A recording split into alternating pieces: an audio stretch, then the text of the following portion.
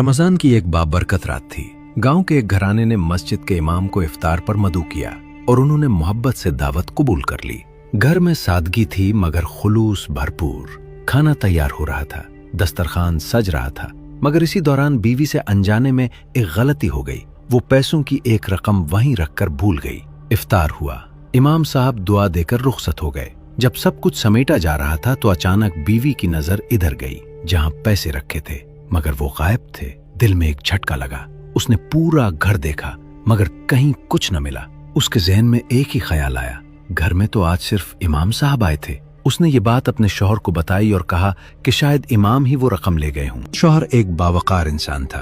उसने फौरन कहा, ये बात कहना आसान है मगर इल्जाम लगाना बहुत बड़ा मामला है। हम किसी से कुछ नहीं कहेंगे, बस खामोशी से उनसे दूर हो जाएंगे। चुनाचे उसने मस्जिद जाना छोड़ दिया, इमाम के पीछे नमाज पढ़ना छोड़ दिया और आहिस्ता आहिस्ता ताल्लुक खत्म कर लिया। दिन गुजरते गए, महीने बीत गए और एक पूरा साल गुजर गया। फिर अगला रमजान आ गया।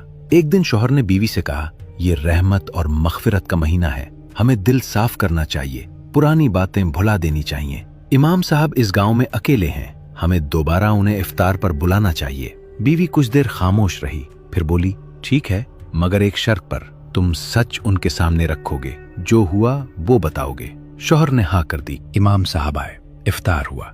माहौल में फिर वही खुलूस था मगर दिलों में एक बोझ भी। खाने के बाद शौहर ने हिम्मत करके कहा, इमाम साहब, एक बात है जो हमें एक साल से अंदर ही अंदर खाए जा रही है। और उसने पूरी बात सुना दी। ये सुनते ही इमाम साहब का चेहरा बदल गया, आंखों में आंसू आ गए।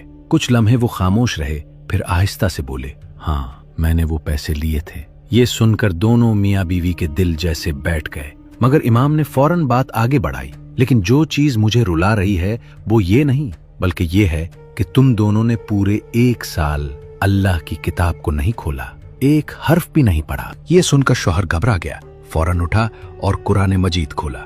जैसे ही उसने पहली सूरत के पास नजर डाली, वही गुमशुदा रकम वहां रखी हुई थी। दोनों के चेहरे पर हैरत, शर्मिंदगी और निदामत एक साथ आ गई। बीवी की आंखों से आंसू बहने लगे। वो फौरन इमाम के पास आई और बोली, हमें माफ कर दें, हमने आपके बारे में बदगुमानी की। इमाम ने नरमी से कहा, मुझसे नहीं, अल्लाह से माफी मांगो, जिसकी किताब को तुमने एक साल तक छोड़े रखा।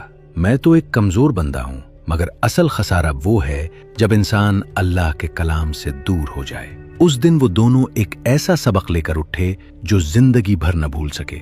बदगुमानी दिलों को तोड़ देती है और कुरान से दूरी इंसान को अंधा कर देती है। जब दिल अल्लाह के कलाम से जुड़ जाए तो न शक बाकी रहता है, न अंधेरा, सिर्फ सच्चा।